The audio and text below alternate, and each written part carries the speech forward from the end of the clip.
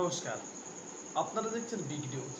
আর big নিউজের camera আজকে পৌঁছে গিয়েছিল নদিয়া জেলার করিমপুর ২ নম্বর ব্লকের অধীন রতনপুর গ্রামে। সেইখানে আড়ম্বরপূর্ণভাবে পূজিত হচ্ছেন মা মনসা। ওই গ্রামে ৩টে কমিটি ৩ জায়গায় পূজা হচ্ছে মা মনসা। ভাদ্র মাসের সংক্রান্তিতে এই পূজা শুরু হয়েছে। ৮ দিন ব্যাপী নানান অনুষ্ঠান, গান বাজনা ও সাংস্কৃতিক অনুষ্ঠানের মাধ্যমে এই পূজা হবে। মেলা হচ্ছে, মানুষের জনজোয়ার ওই গ্রামে। তারা প্রত্যেকবার ন্যায় এবারও তারা আয়োজন করেছে পূজা পাঠ থেকে শুরু করে গান বাজনা থেকে শুরু করে তারা দিচ্ছেন গ্রামে। তাই সেই গান বাজনা এবং মেলা দেখতে অনেক জেলার বাইরে থেকে ও অনেক গ্রাম থেকে, পার্শ্ববর্তী গ্রাম থেকে তারা যাচ্ছেন একবার ওই মা মনসাকে দেখার এবং ওই মেলাতে ঘোরার এবং গান বাজনা শ্রবণ করার। তারা কৃষিমাতৃক গ্রাম রতনপুর, সকলের প্রচেষ্টায়, সকলের উদ্যোগে তারা দিচ্ছেন এবারও সেই মা মনসার পূজা। এই চিত্র উঠে আসলো আমাদের বিগ নিউজের ক্যামেরায়। নদিয়া রতনপুরে মা মনসার পুজো হচ্ছে নানা অনুষ্ঠানের মাধ্যমে। করিমপুর ২ নম্বর ব্লকের অন্তর্গত রতনপুর গ্রাম হচ্ছে কৃষিমাতৃক গ্রাম। রতনপুর গ্রামে মনসা পুজো অনেক বছর থেকে হয়ে আসছে। অনেক পুরনো এই পুজো। প্রত্যেকবারে ন্যায় এবারও ৮ দিন ব্যাপী অনুষ্ঠানের সূচনা করেছেন ওই গ্রামবাসী। ভাদ্র মাসের সংক্রান্তির দিন পুজো হয়েছে।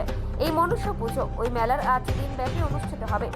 মেলার কর্তৃপক্ষ জানান, প্রত্যেক দিন বিভিন্ন রকম অনুষ্ঠানের আয়োজন করা হয়েছে। রতনপুর গ্রামে ৩টি মন্দির কমিটি ৩টি জায়গায় মনসা পুজোর মেলা অনুষ্ঠিত করেছে। এই মেলায় দর্শনার্থীদের ভিড় চোখে পড়ার মতো। নদিয়ার করিমপুর থেকে অর্ধেন্দু মালাকারের রিপোর্ট, বিগ নিউজ।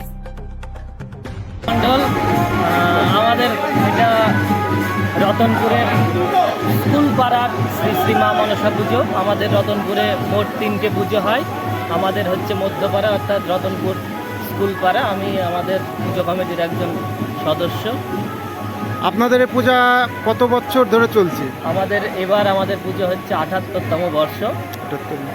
তো এবার আপনাদের অনুষ্ঠান কিংবা কিভাবে আপনারা পূজাটা পরিচালনা করছেন? এবার আমাদের আকর্ষণীয় কিছু, আমাদের যে কমিটি আছে, কমিটির সমস্ত সদস্যরা আমাদের বিভিন্ন গ্রামে যায়। আমাদের বিভিন্ন মানুষেরা সহযোগিতার হাত বাড়িয়ে দেন এবং আমাদের যে পাড়াটা আছে, পাড়ার মানুষের কাছ থেকেও চাঁদা সংগ্রহ করা হয় এবং সর্বোপরি সকলে মিলে আমাদের এই পুজো অনুষ্ঠিত হয় প্রতি বছর। এই ৭৮ বছর ধরে এই পুজো চলছে।